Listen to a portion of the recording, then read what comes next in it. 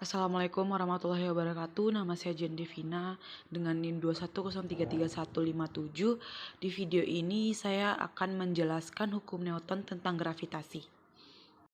Kompetensi dasar dari bab ini yaitu 3.8 menganalisis keteraturan gerak planet dan satelit dalam tata surya berdasarkan hukum-hukum Newton. Yang kedua ada 4.8 yaitu menyajikan karya mengenai gerak satelit buatan yang mengorbit bumi, pemanfaatan dan dampak yang ditimbulkannya dari berbagai sumber informasi. Tujuan dari KD ini yaitu mengamati tentang keseimbangan yang terjadi pada sistem tata surya dan gerak planet melalui berbagai sumber. Yang kedua, mendiskusikan konsep gaya gravitasi, percepatan gravitasi dan kuat medan gravitasi dan hukum Kepler berdasarkan hukum Newton tentang gravitasi. Yang ketiga, menganalisis hubungan antara gaya gravitasi dengan massa benda dan jaraknya. Selanjutnya, tujuannya menghitung resultan gaya gravitasi pada benda titik dalam suatu sistem, terus membandingkan percepatan gravitasi dan kuat medan gravitasi pada kedudukan yang berbeda, terus menganalisis gerak planet dalam tata surya berdasarkan hukum Kepler, dan yang terakhir menyimpulkan ulasan tentang hubungan antara kedudukan, kemampuan, dan kecepatan gerak satelit berdasarkan data dan informasi hasil eksplorasi dengan menerapkan hukum Kepler. Baik, sekarang kita masuk ke materinya. Yang pertama, subbab pertama yaitu gaya gravitasi antar partikel. Gaya tarik-menarik antara dua titik partikel berbanding lurus dengan hasil kali masanya dan berbanding terbalik dengan kuadrat jarak antara dua partikel disebut dengan hukum Newton tentang gravitasi. Di sini ada gambar tentang jarak antara kedua partikel dengan rumus F sama dengan GM1 kali M2 per R kuadrat. Dengan M1 dan M2 yaitu masing-masing kerja partikel dengan satuan kilogram, R yaitu jarak antara kedua partikel dengan satuan meter, F sama dengan gaya gravitasi dengan satuan Newton, dan G yaitu konstanta gravitasi dengan biasanya nilainya 6,673 kali 10 pangkat min 11 Newton meter kuadrat per kilogram. Nah, resultan gaya gravitasi antar partikel ini terbagi menjadi dua, yaitu yang pertama resultan 3 partikel yang segaris. Nah, di situ ada gambar tentang resultan 3 partikel yang segaris dengan rumus Fc sama dengan F23 dikurang F313. Kita jabarkan lagi rumusnya. Fc sama dengan Gm2 dikali M3 per R2 kuadrat dikurang Gm1 dikali M3 per R1 kuadrat. Nah, dengan F13 yaitu gaya gravitasi antara M1 dan M3 dengan satuan Newton. F23 yaitu gaya gravitasi antara M2 dengan M3 dengan satuan Newton, dan Fc adalah resultan gaya gravitasi di titik C dan satuannya yaitu Newton. Nah, selanjutnya yaitu ada resultan 3 partikel yang terletak pada titik segitiga. Di sini ada gambarnya nih berbentuk segitiga. Ada A, B, C, M1, M2, M3, ada F13, F23 dan FC, dan terdapat sudut antara F13 dan F23. Nah, rumusnya yaitu akar Fc sama dengan akar F13 kuadrat ditambah F23 kuadrat ditambah 2 F13 F23 cos theta. Nah, theta di sini tuh yaitu sudut antara F13 dan F23. Oke, subbab yang kedua yaitu kuat medan gravitasi dan percepatan gravitasi. Yang pertama ada kuat medan gravitasi. Medan gravitasi adalah ruangan di sekitar suatu benda bermassa di mana benda bermassa lainnya dalam ruangan tersebut mengalami gravitasi. Dalam hal ini, massa merupakan sumber medan gravitasi. Besarnya gaya gravitasi yang dialami di suatu titik dalam tiap satuan massa disebut kuat medan gravitasi. Kuat medan gravitasi juga merupakan besaran vektor. Nah, rumusnya yaitu G sama dengan F per M.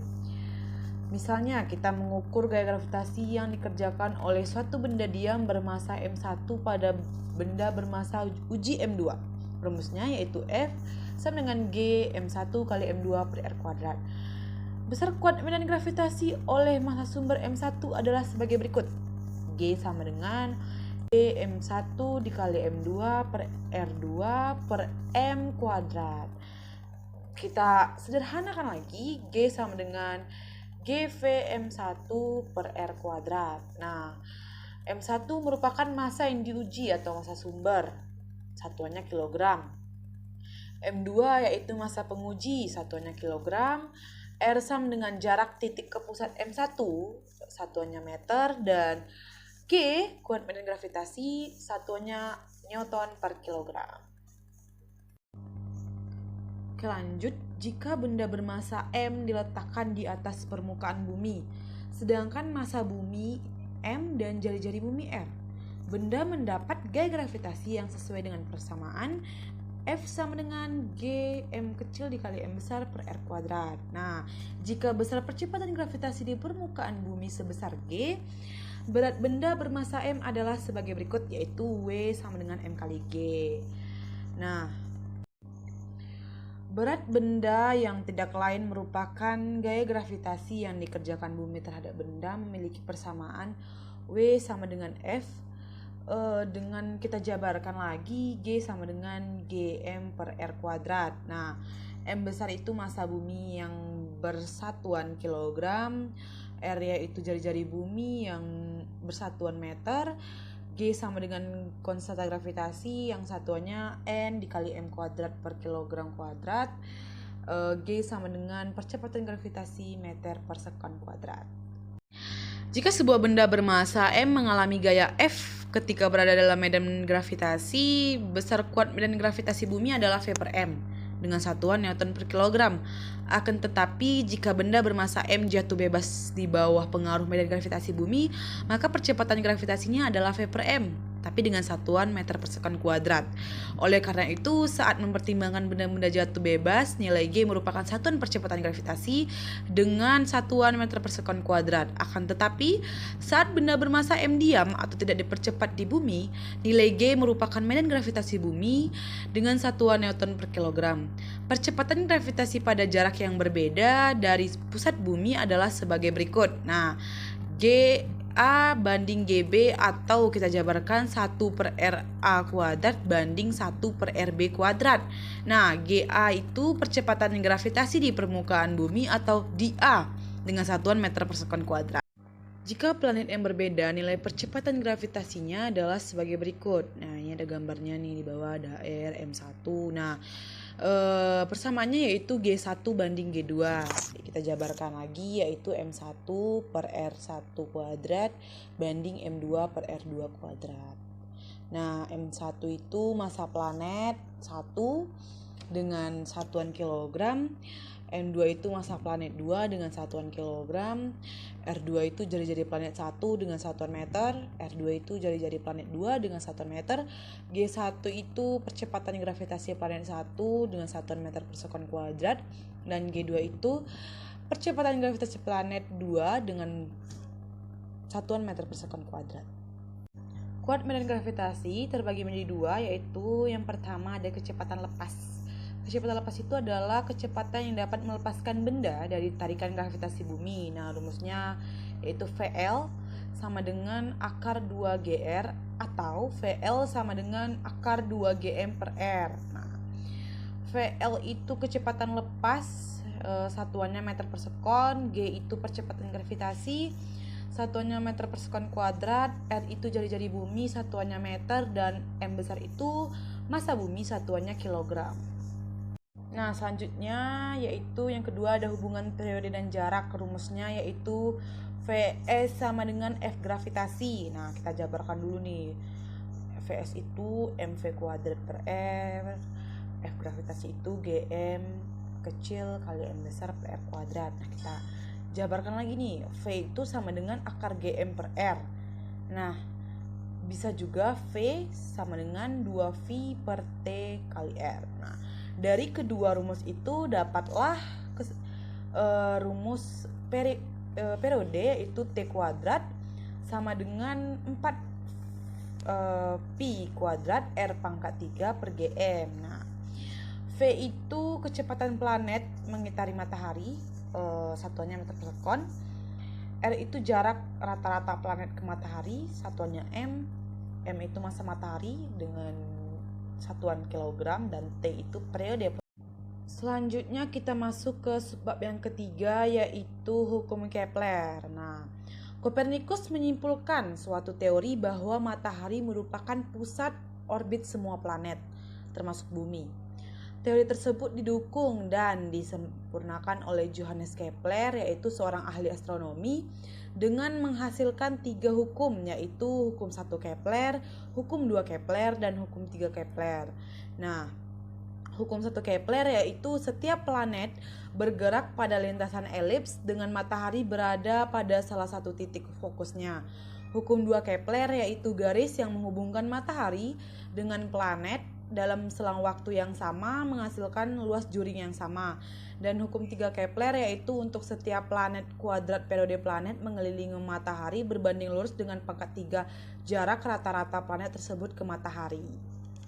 Nah, rumusnya yaitu T1 kuadrat banding T2 kuadrat sama dengan R1 pangkat 3 banding R2 pangkat 3, atau T1 per T kuadrat akar 2 sama dengan R1 per R2 pangkat 3. Nah, T1 itu periode planet pertama, satuannya sekon. T kuadrat itu periode planet kedua, satuannya sekon. R1 yaitu jarak rata-rata planet pertama ke matahari, yaitu satuannya meter, dan R2 jarak rata-rata planet kedua ke matahari, satuannya meter.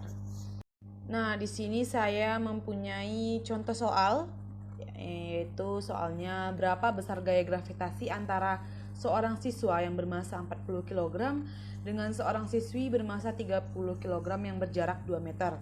Nah, konstanta gravitasinya yaitu 6,67 kali 10 pangkat min 11 Newton meter kuadrat per kilogram kuadrat. Nah, soal ini berkaitan dengan hukum gravitasi Newton. Kita buat dulu diketahuinya, yaitu M1 sama dengan 40 kg, M2 yaitu 30 kg, jaraknya yaitu R sama dengan 2 meter, dan G-nya sama dengan 6,67 kali 10 pangkat min 11 Newton meter kuadrat per kilogram kuadrat.